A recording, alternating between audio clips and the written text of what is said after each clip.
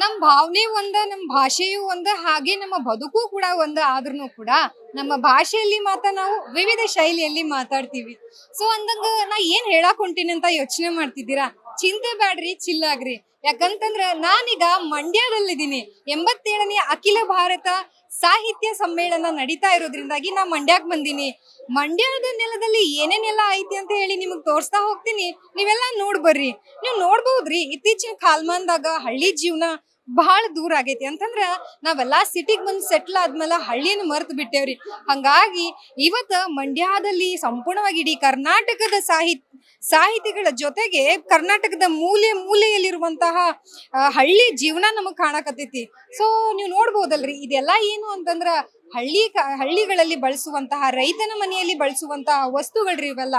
Much ಆಗಿರ್ಬೋದ, ಹೆಗ್ಗುಂಟೆ ಆಗಿರ್ಬೋದ, ಕೊಡ್ಲಿ ಆಗಿರ್ಬೋದ, ಎತ್ತಿನ ಗಾಡಿ ಚಕ್ರ ಆಗಿರ್ಬೋದ, ಆಮೇಲೆ ಎತ್ತಿನ ಗಾಡಿ ಆಗಿರ್ಬೋದ, ಒನಕೆ ಆಗಿರ್ಬೋದು, ಈ ಎಲ್ಲವನ್ನು ಕೂಡ ನಮ್ಮ ಸಾಂಪ್ರದಾಯಿಕ ಕೃಷಿ ಉಪಕರಣಗಳ್ರಿ. ಇದು ಎಲ್ಲವೂ ಕೂಡ ಒಂದು ಕಾಲದಾಗ ಬಳಸ್ತಾ ಇದ್ರ. ಆದ್ರೆ ಇವತ್ತೇನಾಗೈತಿ ಅಂತಂದ್ರೆ ಇದೆಲ್ಲ ಕೂಡ ಬದಲಾಗ್ತಾ ಹೋದಂಗ ನಮ್ ಕಣ್ಣುಗಳಿಗೆ ಕಾಣ್ತಾ ಇಲ್ಲ. ಆಧುನಿಕತೆ ಬೆಳಿತಾ ಹೋದಂಗ ಯಂತ್ರಗಳ ಮೊರೆ ನಾವೆಲ್ಲ ಹೋಗ್ತಾ ಇರೋದ್ರಿಂದಾಗಿ ಇದೆಲ್ಲ ಕಾಣ್ತಾ ಇಲ್ಲ. ಇನ್ನು ನೀವು ನೋಡ್ಬೋದ್ರಿ, ಇದು ತೊಟ್ಟಿ ಹಟ್ಟಿ ಅಂತ ಹೇಳಿ. ಅಂತಂದ್ರ ಈಗ ಎಲ್ಲ ನಾವು ICC ಏನು ಮನೆಗಳನ್ನ ನೋಡ್ತೀವಿ, ಸಿಮೆಂಟಿನ ಮನೆಗಳನ್ನ ನೋಡ್ತೀವಿ. ಆದ್ರ ಒಂದು ಕಾಲದಲ್ಲಿ ನಮ್ಮ ಹಿರಿಯರು ವಾಸ ಮಾಡಿದ್ದಂತ ಮನಿರಿ ಇದ. ಸೊ ಹಳ್ಳಿ ಒಳಗೆ ಇಂತ ಚಂದ ಮನಿ ಸಿಗ್ಬೇಕು ಅಂತಂದ್ರ ನಾವೆಲ್ಲ ಪುಣ್ಯ ಮಾಡಿರ್ತೀವಿ. ಆದ್ರೆ ಇವತ್ತಿನ ದಿನ ಇದು ಯಾವ್ದು ನಮ್ಮ ಕಣ್ಣಿಗೆ ಸಿಗಂಗೆ ಇಲ್ಲ ನೋಡ್ರಿ. ಇನ್ನು ನಾವು ದವಸ ಧಾನ್ಯಕ್ ಬಂದ್ರ ನಾವೆಲ್ಲಾ ರೈತರ ಮಕ್ಳಾಗಿರೋದ್ರಿಂದ ನಮ್ಮ ಮನಿ ಮುಂದ ಕಾಳುಗಳು ಇದ್ರನೇ ಚಂದ್ರಿ. ಎಲ್ಲಾ ತರದ ಕಾಳುಗಳನ್ನ ಬೆಳೆದ ಮನಿ ಮುಂದೆ ಹಾಕಿರ್ತಾರ್ರಿ. ಸೊ ಪ್ರತಿಯೊಬ್ಬ ರೈತನು ಕೂಡ ತಮ್ಮ ಮನೆಯ ಮುಂದೆ ಪ್ರತಿಯೊಂದು ದವಸವನ್ನ ನಾವು ದೇವ್ರಂತ ಹೇಳಿ ಇಂತಹ ಕಾಳುಗಳನ್ನ ಪೂಜೆ ಮಾಡಿ ಆಮೇಲೆ ಇದನ್ನ ಬಳಸುವಂತಹ ಸಂಪ್ರದಾಯದ ಒಂದು ಕಾಲಿತ್ರಿ. ಆದ್ರೆ ಇವತ್ತಿನ ದಿನ ಇದೆಲ್ಲ ಕೂಡ ಎಲ್ಲೋ ಒಂದ್ ಕಡೆ ಮರ್ಯಾಕತ್ತೀವಿ ಅನ್ನುವಂಥದ್ದು ಕೂಡ ನಮ್ಗ ಬೇಸರದ ವಿಚಾರ. ಆದ್ರೂ ಕೂಡ ಇವತ್ತು ಮಂಡ್ಯದ ನೆಲದಲ್ಲಿ ಇದೆಲ್ಲ ಸಂಪೂರ್ಣವಾಗಿ ಕಾಣ್ಲಿಕ್ಕತ್ತದ ಅಂತ ಹೇಳಿ ನಾವು ಖುಷಿ ಪಡ್ಬೋದು ನೋಡ್ರಿ. ಇನ್ನ ನಿಮ್ಗ ಅಲ್ಲಿ ಕಾಣತದಲ್ಲ, ಅಲ್ಲಿ ಒಂದಿಬ್ರು ಅಜ್ಜಿಯರ್ ಕೂತಾರ, ಒಬ್ಬ ಅಜ್ಜ ನಡ್ಕೊಂತ ಹೊಂಟಾನ. ಇದು ನಮ್ಮ ಮಂಡ್ಯದಲ್ಲಿರುವಂತ ಒಂದು ಸಂಧಿ ನೋಡ್ರಿ. ಆ ಸಂಧಿಯಲ್ಲಿ ಏನು ಹಳ್ಳಿ ನಮ್ಮ ಅಜ್ಜಿಯರು ಏನು ತನುಗಳಾಗಿರ್ಬೋದು, ಅತ್ತಿ ಸೊಸಿ ಪಿರಾದಿ ಆಗಿರ್ಬೋದು, ಇಂಥ ವಿಚಾರಗಳನ್ನ ಹೇಳುದು, ಕೇಳುದು, ತನು ಹಂಚ್ಕೊಳ್ಳೋದು ಒಂದು ಜೈಮಾನ ಇತ್ತು. ಆದ್ರೆ ಇವತ್ತು ವಾಟ್ಸಪ್, ಮೊಬೈಲ್, ಇನ್ಸ್ಟಾಗ್ರಾಮ್ ಎಲ್ಲ ಬಂದಾದ್ಮೇಲೆ ನಾವೇನ್ ಮಾಡೀವಿ ಅಂತಂದ್ರೆ ಇದೆಲ್ಲಾ ಮರ್ತ ಜೀವನ ಮಾಡಕತ್ತೀವಿ. ಬರ್ರಿ ಬರ್ರಿ ಬರ್ರಿ, ಇದ ನೋಡ್ರಿ ನಮ್ಮ ಹಳ್ಳಿ ಮನಿ ಅಂತಂದ್ರ. ಸೊ ಹಳ್ಳಿ ಮನೆ ಹೆಂಗಿರ್ತೈತಿ, ಸಂಪೂರ್ಣವಾಗಿ ಒಬ್ಬ ರೈತನ ಮನ್ಯಾಗ ಏನೇನ್ ಇರ್ಬೇಕು ಅದೆಲ್ಲಾ ಕೂಡ ನಮಗ್ ಇಲ್ಲಿ ಸಿಗ್ತಾ ಹೋಗ್ತಾವ. ಒಬ್ಬ ರೈತ ತನ್ನ ಜೀವನೋಪಕಾಯಾಗಿ ಏನೇನೆಲ್ಲ ಬಳಕೆ ಮಾಡ್ತಾನ ಆ ಎಲ್ಲವನ್ನು ಸಂಪೂರ್ಣವಾಗಿ ಇಲ್ಲಿ ಹಲ್ಲಿನ ಕುಂಟೆ ಆಗಿರ್ಬೋದ, ಕೊಡ್ಗೋಟ ಆಗಿರ್ಬೋದ, ಕುಡ್ಲು ಆಗಿರ್ಬೋದ, ಗುದ್ದಲಿ ಆಗಿರ್ಬೋದ, ಇಂಥ ಎಲ್ಲಾ ವಸ್ತುಗಳು ಒಬ್ಬ ರೈತನ ಮನ್ಯಾಗಿದ್ದು ಅಂತಂದ್ರ ಇವತ್ ನಾವೇನೆಲ್ಲ ಲ್ಯಾಪ್ಟಾಪು, ಫೋನು, ಟ್ಯಾಬ್ ಅನ್ನೋದನ್ನ ನಾವು ನೋಡ್ತೀವಿ. ಆದ್ರ ಬದಲಿಗೆ ಹಿಂದಿನ ಕಾಲದಾಗ ಮನ್ಯಾಗ ಇವೆಲ್ಲ ಇರ್ತಿದ್ವು. ಇವೆಲ್ಲ ಇದ್ರ ಮನಿ ಸಿರಿ ಸಂಪತ್ ಅನ್ನುವಂಥದ್ರಿ. ಆದ್ರ ಎಲ್ಲೋ ಒಂದ್ ಕಡೆ ಇವೆಲ್ಲ ಕೂಡ ಇವತ್ತು ಮರಿ ಆಗ್ತಿದಾವ. ಪ್ರದರ್ಶನಕ್ಕೆ ಇಡುವಂತಹ ಕಾಲದಾಗ ನಾವೆಲ್ಲ ಬಂದು ಬದುಕಾಕತ್ತೀವಿ. ಇದನ್ನೆಲ್ಲ ಒಂದ್ ಕಾಲದಾಗ ಹಬ್ಬದ ಟೈಮ್ನಾಗ ನಾವೆಲ್ಲ ಪೂಜೆ ಮಾಡ್ತಿದ್ದೇವ. ಅಂದ್ರ ಬಿದಿರಿನ ವಸ್ತುಗಳು ಅಂತಂದ್ರ ನಮಗೆಲ್ಲ ದೇವ್ರ ಸಮಾನ. ಬಿದಿರಿನ ವಸ್ತುಗಳಾಗಿರ್ಬೋದ, ಬುಟ್ಟಿಗಳಾಗಿರ್ಬೋದು, ಇವ್ರ ಮೂಲಕನ ನಾವು ಅಡಿಗೆ ಮಾಡುದ, ಸಾಣ್ಸಿದ, ಇವೆಲ್ಲ ಮಾಡ್ತಿದ್ವಿ. ಆದ್ರೆ ಇವತ್ತಿನ ದಿನ ಇದನ್ನು ಕೂಡ ಕಾಣ್ತಾ ಇಲ್ಲ. ಅಂದ್ರೆ ಕಟ್ಟಿಗೆ ಸಾಮಗ್ರಿಗಳನ್ನ ಹೆಚ್ಚಾಗಿ ಬಳಸ್ತಾ ಇದ್ರು. ಪ್ಲಾಸ್ಟಿಕ್ ವಸ್ತುಗಳನ್ನಾಗ್ಲಿ ಅಥವಾ ಇನ್ಯಾವುದೋ ರೀತಿಯಾದಂತಹ ವಸ್ತುಗಳನ್ನ ಬಳಕೆ ಮಾಡ್ದೇನ ಮನೆಯಲ್ಲೇನೆ ರೈತ ತನ್ನ ಟ್ಯಾಲೆಂಟ್ ಅನ್ನ ಬಳಕೆ ಮಾಡಿ ಈ ರೀತಿಯಾದಂತಹ ಐಟಮ್ಸ್ ಗಳನ್ನ ತಯಾರಿ ಮಾಡಿ ಅದ್ರ ಜೊತೆಗ ಅವನು ಏನು ತಮ್ಮದಾದಂತಹ ಜೀವನ ಉಪಾಯವನ್ನ ನಡೆಸ್ಕೊಂಡು ಹೋಗ್ತಿದ್ರು. ಇನ್ನ ನಿಮ್ಗೆ ಇಲ್ಲಿ ಕಾಣ್ತೈತಿ ನೋಡ್ರಿ, ಇದೇನು ಅನ್ನುವಂತಹ ಕುತೂಹಲ ಖಂಡಿತವಾಗಿ ಎಲ್ಲಾರ್ಗಿ ಐತಿ. ಸೊ ಆಗಿನ ಕಾಲದಾಗ ನಾವು ನೋಡ್ಬೇಕಂದ್ರೆ ಇದೊಂದು ಅಡ್ಗಿ ಮನಿ ನೋಡ್ರಿ. ಸೊ ಅಡ್ಗಿ ಮನಿ ಅಂತಂದ್ರ ಈಗಿನ ಕಾಲದ ಕಿಚನ್ ಐತಲ್ಲ, ಸೊ ಅದರಿ ಇದು. ಈಗಿನ ಕಾಲದ ಕಿಚನ್ ಒಳಗ ಕಟ್ಗಿ ಇರಾಕಂತೂ ಸಾಧ್ಯ ಇಲ್ಲ. ಈ ರೀತಿಯಾದಂತಹ ಒಲಿ ಇರ್ತಿತ್ತ, ಅದ್ರ ಮೇಲೆ 2 ಗುಂಡೆ ಇರ್ತಿದ್ವು. ಆ ಕಡೆದು ನೀರ್ ಕಾಸುದ, ಈ ಕಡೆದು ಹಾಲ್ ಕಾಸುದ. ಇನ್ನ ಒಳಕಲ್ ಆಗಿರ್ಬೋದ, ಅಲ್ಲಿ ಮೂಲ್ಯಾಗ ಜಾಡಿ ಅಂತ ಕಾಣ್ತಿತ್ತಲ್ರಿ, ಆ ಜಾಡಿ ಅಂತಂದ್ರ ಆಗಿನ ಕಾಲದಾಗ ಖಾರ ಇಡುದಾಗಿರ್ಬೋದ, ಉಪ್ಪಿನಕಾಯಿನ ಹಾಕುದ, ಇಂಥದನ್ನ ನಾವು ನೋಡ್ತಿದ್ವಿ. ಇನ್ನ ಈ ಕಡೆ ಮೂಲಿಗ್ ಬರೀಲಿ, ಇಲ್ಲಿ ಮೂಲಿಗ್ ಬಂದ್ರೆ ನಮಗ್ ಕಾಣಿಸುತ್ತ ಒಲಿ ಕಾಣಿಸುತ್ತ. ಅಂದ್ರ ಇದು ತಾತ್ಕಾಲಿಕ ಒಲಿ ರೀ. ಈ ತಾತ್ಕಾಲಿಕ ಒಲಿ ನಾವು ಎಲ್ಲೇ ಒಯ್ದು ಇಡ್ಬೋದು. ಅಂದ್ರೆ ಮನ್ಯಾಗ ಒಂದೇ ಜಾಗದಾಗ ಇಡ್ದೇನೆ ಮನೆ ಮುಂದೆ ಬೇಕಾದ್ರೂ ತಗೊಂಡ್ ಹೋಗ್ಬೋದ, ಮನಿ ಹಿಂದಿನ ಹಿತ್ಲಾಗ ಬೇಕಾದ್ರೆ ತಗೊಂಡ್ ಹೋಗ್ಬೋದ, ಅಲ್ಲೆಲ್ಲ ಇಟ್ಟು ಇದನ್ನ ಒಲಿನ ಬಳಕೆ ಮಾಡ್ತಿದ್ರು. ಆದ್ರೆ ಇನ್ನ ಆಗಿನ ಕಾಲದಾಗ ನಮಗ್ ಲೈಟ್ಗಳು ಸಿಗುದಂತ್ರ ಬಹಳ ಕಡಿಮೆ. ಹಂಗಾಗಿ ಈ ರೀತಿಯಾದಂತಹ ದೀಪಗಳನ್ನ ಬಳಕೆ ಮಾಡಿ ಮನಿ ಒಳಗ ಬೆಳಕನ್ನ ನೀಡ್ತಾ ಇದ್ರು.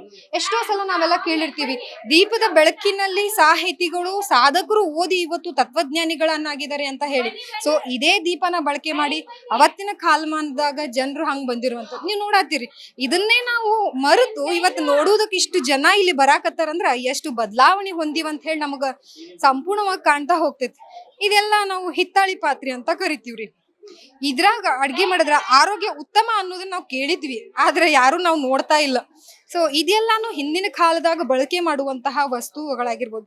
ಇವಾಗ ಏನ್ ನಾವು ಕರಿತೀವಲ್ಲ, ಡಿಫ್ರೆಂಟ್ ವಸ್ತುಗಳು ತರ್ತೀವಿ, ಮಿಕ್ಸಿ, ಕುಕ್ಕರ್ ಅಂತದ್ ಯಾವುದು ಇದಲ್ಲ. ಇದು ಒಂಥರ ನಮ್ಮ ಹಿರಿಯರು ನಮಗೆ ತಂದು ಕೊಟ್ಟಿರುವಂತಹದ್ದು. ಇಡ್ಲಿ ಪಾತ್ರಿ, ದೇಕ್ಷ ಆಗಿರ್ಬೋದು, ಗುಂಡಿ ಆಗಿರ್ಬೋದು, ಅಕ್ಷತೆ ಬಟ್ಲಾಗಿರ್ಬೋದು, ಮಡಿಕೆ ಆಗಿರ್ಬೋದು, ಈ ಎಲ್ಲವನ್ನು ಅಂದ್ರೆ ಡಿಫ್ರೆಂಟ್ ಚಂಬುಗಳನ್ನ ಸಹ ನಾವು ನೋಡ್ತಾ ಇದ್ವಿ. ಸೊ ಹಿಂಗ ಇದು ನೋಡ್ರಿ. ಇನ್ನ ನಿಮಗ ಅಲ್ಲೇ ಹೋದಂಗ ಗೊತ್ತಾಗ್ತೈತಿ ಪೂಜೆ ಮಾಡೋ ಸಾಮಗ್ರಿಗಳು. ಸೊ ಪೂಜೆ ಮಾಡೋ ಸಾಮಗ್ರಿಗಳು ಇತ್ತೀಚಿನ ಕಾಲಮಾನದಾಗ ನಮಗ್ ಸಿಗ್ತಾ ಇಲ್ಲ. ಸೊ ಸಿಗ್ತಾ ಇಲ್ಲ ಅಂತಂದ್ರ ಹೆಂಗಾಗ್ಯದ ಅಂತಂದ್ರ ನೀರ್ ಹಾಕಿದ್ರೆ ಮಾತ್ರ ಈಗ ದೀಪ ಹಚ್ಚುವಂತ ಪರಿಸ್ಥಿತಿಗೆ ನಾವೆಲ್ಲ ಬಂದಿದೀವಿ. ಬತ್ತಿ ಮಾಡಿ ಎಣ್ಣೆ ಹಾಕುವಂತ ಸ್ಥಿತಿ ನಮ್ಮೆಲ್ಲರಲ್ಲೂ ಇಲ್ಲ. ಸೊ ಇನ್ನು ಹಳ್ಳಿ ಒಳಗ ಈ ರೀತಿಯಾದಂತಹ ಕಟ್ಟಿ ಒಳಗ ಏನ್ ಮಾಡ್ತಿದ್ರು ಅಂತಂದ್ರ ದವಸ ಧಾನ್ಯಗಳನ್ನ ಒಣ ಹಾಕ್ತಿದ್ರು. ಒಣ ಹಾಕುದು ಅಂತಂದ್ರ ಎಲ್ಲಾ ದವಸ ಧಾನ್ಯಗಳನ್ನ ಏನ್ ಬೆಳೆದಿರ್ತಾರಲ್ವಾ ಅದನ್ನೆಲ್ಲ ಹಾಕಿ ಜನರಿಗೆ ತೋರ್ಸು ಅಂತಂದ್ರೆ ಒಣಗಾಕುವಂತದ್ದು. ಯಾವಾಗ ಅವ್ರ ಹಬ್ಬದಲ್ಲಿ ಆಗ ಹೋಗುತ್ತೋ ಅದೆಲ್ಲವನ್ನ ಕೂಡ ನಾವು ಇಲ್ಲಿ ಕಾಣ್ತಾ ಹೋಗ್ಬೋದು. ಇನ್ನ ಹಂಗ ನೀವು ನೋಡ್ಬೋದು ಯಾವ ರೀತಿಯಾಗಿ ಭತ್ತದ ಕಣಿ ಆಗಿರ್ಬಹುದು, ಇನ್ನ ಬೇರೆ ದೈಗರ್ ಆಗಿರ್ಬೋದು, ಕೆಂಪು ಸಣ್ಣದಾಗಿ ಮೆಣಸಿನ ಆಗಿರ್ಬೋದು, ಮೆಂತೆ ಕಾಳಾಗಿರ್ಬೋದು, ಹೀಗೆ ಏನೇನೆಲ್ಲ ಐಟಮ್ಸ್ ಗಳಿರ್ತಾವೋ ಆ ಎಲ್ಲವನ್ನು ಕೂಡ ಹಿಂಗ ಮನಿ ಒಳಗ್ ಒಂದು ಮಧ್ಯದಲ್ಲಿ ಅಂದ್ರೆ ಡೈರೆಕ್ಟ್ ಸೂರ್ಯನ ಬೆಳಕು ಬಿದ್ದು ಇಲ್ಲಿ ಹಾಕೋ ರೀತಿಯಲ್ಲಿ ಜನರಿಗೆ ತೋರಿಸುವಂತದನ್ನ ನಾವು ಹಿಂದಿನ ಕಾಲದಾಗ ನೋಡ್ತಾ ಇದ್ವಿ. ಅಂದ್ರೆ ಡೈರೆಕ್ಟ್ ಸೂರ್ಯನ ಬೆಳಕು ಇಲ್ಲಿ ಬೀಳ್ತಾ ಇತ್ತು. ಇನ್ನು ನೀವು ಇಲ್ಲಿ ಬರ್ಬೋದ್ರಿ. ಸೊ ಇಲ್ಲಿ ಬಂದು ನೋಡೋದಾದ್ರೆ ಇದ ಚಕ್ಕಾರ್ ಮನಿ ಅಂತ ಕರೀತಾರೆ. ಸೊ ಇದು ಮುಂಚೆ ಕಾಲದಲ್ಲಿ, ಈಗ ನಾವೇನು ಕೇರಂ ಬೋರ್ಡ್ ಅಂತ ಆಡ್ತೀವಿ, ಮೊಬೈಲ್ ಇರುವ ಗೇಮ್ಸ್ ಗಳನ್ನ ಏನ್ ಆಡ್ತೀವೋ ಅದೆಲ್ಲವೂ ಕೂಡ ಈ ಮನಿ ನಮ್ಗೆ ಆಟ ಆಡೋದು ಕಲಿಸ್ತಾ ಇತ್ತು. ಸೊ ಇಲ್ಲಿ 4 ಜನ ಕೂತ್ಕೊಂಡು ಆಟವನ್ನ ಆಡ್ತಾ ಇದ್ರ. ಆದ್ರೆ ಈಗ ಹೆಂಗಾಗ್ಯದಂದ್ರೆ ಮೊಬೈಲ್ ಒಳಗ ಪಬ್ಜಿ ಆಡ್ಕೊಂಡ ಇರುವಂತಹ ಕಾಲದಲ್ಲಿ ನಾವೆಲ್ಲ ಬದುಕಾಕತ್ತೀವಿ. ಇನ್ನು ಹಂಗೆ ನೋಡ್ತಾ ಹೋದಂಗ ನಮಗ್ ಇನ್ನೂ ಸಹ ಸಾಕಷ್ಟು ವಿಚಾರಗಳು, ನಮ್ಮ ಹಳ್ಳಿಯ ಸೊಗಡುಗಳು ನಮಗ್ ಕಾಣ್ತವ. ಈ ರೀತಿಯಾಗಿ ಇದಂತಹ ಮೇಲ್ಗಡೆ ಮನಿ ಚಾವಳಿಯಿಂದ ಅಂದ್ರೆ ಸೂರ್ಯನ ಬೆಳಕು ಡೈರೆಕ್ಟ್ ಆಗಿ ಮನಿಗೆ ಬೀಳುವಂತಹ ಕಮಾನು ಆಗಿನ ಕಾಲದಾಗಿತ್ತು, ಆದ್ರೆ ಇವತ್ತಿನ ಕಾಲದಾಗ ಇದ್ದಿಲ್ಲ. ಇನ್ನು ಕಂದೀಲ್ಗಳಾಗಿರ್ಬೋದು, ಬೆಳ್ಳುಳ್ಳಿ, ಈರುಳ್ಳಿ ಇದು ಬೇರೆ ಆಗಿರ್ಬೋದು, ಇವೆಲ್ಲಾನು ಕೂಡ ಮನೆಯೊಳಗೆ ಹಾಕ್ತಾ ಇದ್ರು. ಈ ರೀತಿಯಾಗಿ ಲೈಟ್ ಬಳಕೆನ ಮಾಡ್ತಾ ಇದ್ರು. ಸಂಪೂರ್ಣವಾಗಿ ಒಂದು ಹಳ್ಳಿಯ ದೃಶ್ಯಾವಳಿಗಳನ್ನ ನಮ್ಗೆ ಇಲ್ಲಿ ತಂದು ಕೊಟ್ಟಿದೆ ಅಂತಾನೆ ಹೇಳ್ಬೋದು. ಇನ್ನು ಸಾಕಷ್ಟು ವಿಚಾರಗಳನ್ನ ನಾವು ಹಳ್ಳಿ ಒಳಗ ನೋಡ್ತೀವಿ. ಹಂಗ ಬಾವಿನೂ ಕೂಡ ಒಂದು ಕಾನ್ಸೆಪ್ಟ್, ಫಿಲ್ಟರ್ ನೀರ್ ಬದಲಾದಂತೆ. ಸೊ ಅಂದ್ರೆ ಇತ್ತೀಚಿನ ಕಾಲಮಾನಗಳಲ್ಲಿ ನಾವೆಲ್ಲ ಫಿಲ್ಟರ್ ನೀರ್ನ ಮೊರೆ ಹೋಗಿವಿ, ಆದ್ರೆ ಅವಾಗ ಹಂಗಿರ್ಲಿಲ್ಲ. ಸಂಪೂರ್ಣವಾಗಿಂದ ಒಂದು ಬಾವಿನೇ ಮನಿ ಮುಂದೆ, ಪ್ರತಿ ಮನಿ ಮುಂದೆ ಕೂಡ ಒಂದು ಬಾವಿ ಇರ್ತಿತ್ತು. ಆ ಬಾವಿನ ನಾವಿಲ್ಲಿ ಕಂಡುಕೊಳ್ಬಹುದು, ನೀವು ನೋಡ್ತಾ ಇರ್ಬೋದು. ಸೊ ಡೈರೆಕ್ಟ್ ಆಗಿ ಯಾರು ಬೇಕಾದ್ರೂ ಕೂಡ ನೀರನ್ನ ಸೇದುವಂತಹ ಸನ್ನಿವೇಶ. ಅಂದ್ರೆ ಮನೆ ಮುಂದೆನೆ ಪ್ರತಿಯೊಂದು ಒಬ್ಬ ರೈತನ ಮನೆಯಲ್ಲಿ ಏನೆಲ್ಲ ಬೇಕು ನಮಗ ಅದೆಲ್ಲಾನು ಕೂಡ ಇಲ್ಲಿ ಸಿಗ್ತಾ ಇತ್ತು. ಹಳ್ಳಿ ಒಳಗ ಎಲ್ಲಾ ಕೆಲವೊಬ್ರು ಏನ್ ಮಾಡ್ತಾ ಇದ್ರು, ಬಾವಿ ತೆಗಿಸುವಂತಹ ಶಕ್ತಿ ಅವ್ರಲ್ಲಿ ಇಲ್ಲ ಅಂತಂದ್ರೆ ಅವ್ರ ಏನ್ ಮಾಡ್ತಾ ಇದ್ರು, 2-3 ಜನ ಮನೆ ಅಂದ್ರೆ ಸುತ್ತಮುತ್ತ ಮನೆಯವ್ರು ಸೇರ್ಕೊಂಡ ಒಂದು ಬಾವಿ ತೆಗಿತಾ ಇದ್ರು. ಆ ಬಾವಿಯಲ್ಲಿರುವ ನೀರನ್ನ ಅವರೆಲ್ಲರೂ ಸೇರಿ ಒಟ್ಟಾಗಿ ತಗೊಂಡು ಹೋಗುವಂತಹ ಸಂಪ್ರದಾಯ ಒಂದಿತ್ತು.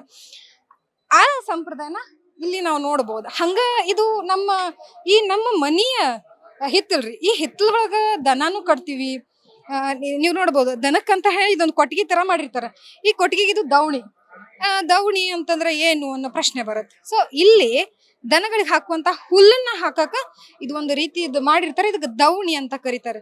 ನೋಡಿ, ಇಲ್ಲಿ ಎತ್ತು ಕಟ್ಟಿದಾಗ ಎತ್ತಿಗೆ ಹಾಕಿರುವಂತ ಹುಲ್ಲು, ಇಲ್ಲಿ ಎತ್ತು ಕಟ್ಟಿದಾಗ ಎತ್ತು ಹಸುಗಳು ಆಕಳುಗಳನ್ನ ಕಟ್ಟಿದಾಗ ಅವೆಲ್ಲ ಇಲ್ಲಿಂದ ಹುಲ್ಗಳನ್ನ ತಿನ್ಕೊಂಡು ಆರಾಮಾಗಿ, ಅಂದ್ರೆ ಮನೆಯವ್ರ ಜೊತಿನ ಹಸುಗಳು ಮತ್ತ ಪ್ರಾಣಿಗಳು, ಪಕ್ಷಿಗಳು, ಜೊತೆಗೆ ನಾಯಿಗಳು, ಈ ಎಲ್ಲವೂ ಕೂಡ ನಮ್ಮ ಜೊತೆಗ ಜೀವನ ಮಾಡುವಂತಹ ಸನ್ನಿವೇಶ, ಸಂದರ್ಭ ಒಂದು ಕಾಲದೊಳಗಿತ್ತು.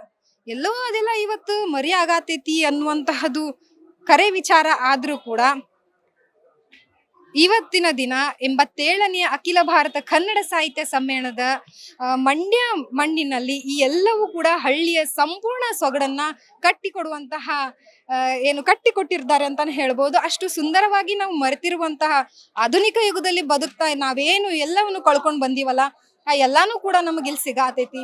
ಸೊ ಒಟ್ಟಾರೆಯಾಗಿ ಕನ್ನಡ ಸಾಹಿತ್ಯ ಸಮ್ಮೇಳನ ಏನಾಗೈತಿ ಇವತ್ತಂತಂದ್ರ ಪ್ರತಿಯೊಂದು ಅಂದ್ರೆ ಹಳ್ಳಿಯ ಜೀವನದ ಜೊತೆಗೆ, ಕೃಷಿಯ ಜೀವನದ ಜೊತೆಗೆ, ರೈತನ ಜೀವನದ ಜೊತೆಗೆ ಶಿಕ್ಷಣ, ಬದುಕು, ಅಲ್ಲಿಯ ಜೀವನದ ಪ್ರತಿರೂಪವನ್ನ ಇಲ್ಲಿ ಅನಾವರಣಗೊಳಿಸಿದ್ದಾರೆ ಅಂತ ಹೇಳ್ಬೋದು.